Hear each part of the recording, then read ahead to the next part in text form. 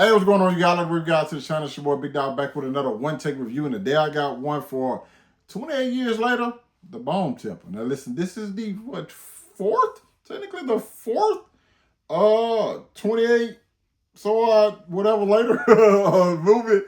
And I'm not gonna lie to you, this was another banger. Listen, 28 years later was also really, really good. And the way that one ended, obviously with like the Jimmy Crystal. Is it Jimmy? It's the Jimmy Crystal gang. You know what I'm saying? They showed up at the end, which felt very, very odd, very, very weird to everybody who had saw it.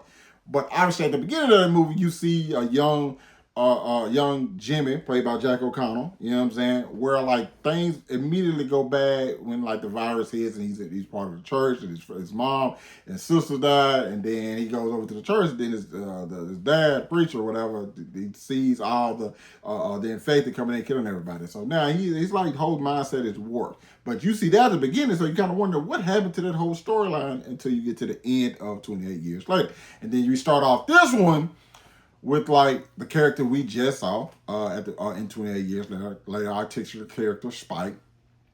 Now he has an interaction with them. In this one, he becomes part of that group. He is now a Jimmy, but the seven fingers of Jimmy, seven Jimmy fingers, Jimmy seven, the powerful seven Jimmys. Nonetheless, that's that storyline. You know what I'm saying? And these are terrible people, by the way.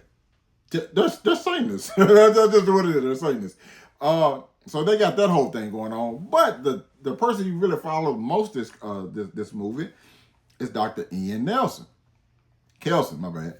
And he is dealing with the Alpha Samson throughout this. And he's discovering different things about him that possibly can change everything.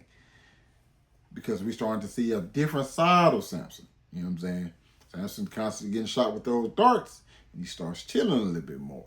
Now, I don't want to give too much away from the movie, but I thought this movie was really good. I thought this movie was done really, really well. And one thing about it, I like the fact that you understand the world. The movie makes it a point to stay within the realm of what's already been established in the world. That's what I appreciate. It never tried to do too much or go outside of its comfort zone. It never tried to become something that this franchise is not. You know what I'm saying? That I like. But it also finds ways to like become more innovative and do things different. Because like listen, following Dr. Ian Kelson and just like his day-to-day life, like what he does, like how his mind works, stuff he's seen, and you start getting like a little bit more pieces of that throughout this film. But you also getting like I said, you also still have that other storyline with like this chaos in itself with the Jimmy, you know what I'm saying, the Jimmy Crystal gang, and then you have this or somebody who's trying to like help, not necessarily trying to change the world, just trying to help. You feel me? So I like those two different dynamics, and also by the end of this thing, you are ready for another one. You are ready for another because there's two things that happen.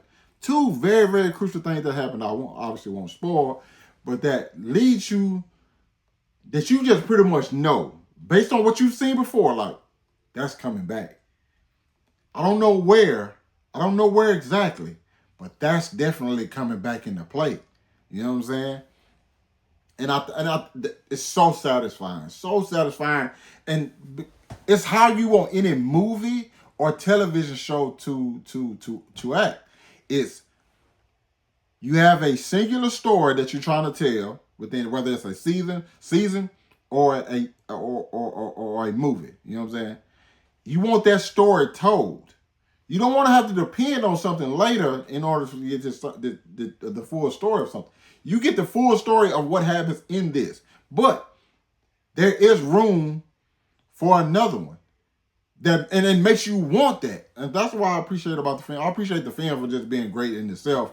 And like the performances are great. I thought I don't have his name written down at the moment, but the guy who played Samson, thought he was really, really great because like you slowly start to see like a change, or like there's like he goes in and out of like certain different things, and like but at the same time it's still this person who can literally rip your head off your shoulders. You know what I'm saying? So I appreciate that. Dope film. Definitely recommend you check it out.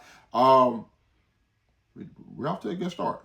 Obviously, like horror, you know what I'm saying? A lot of times don't get the credit and recognition it deserves, but I do think we're doing some good stuff.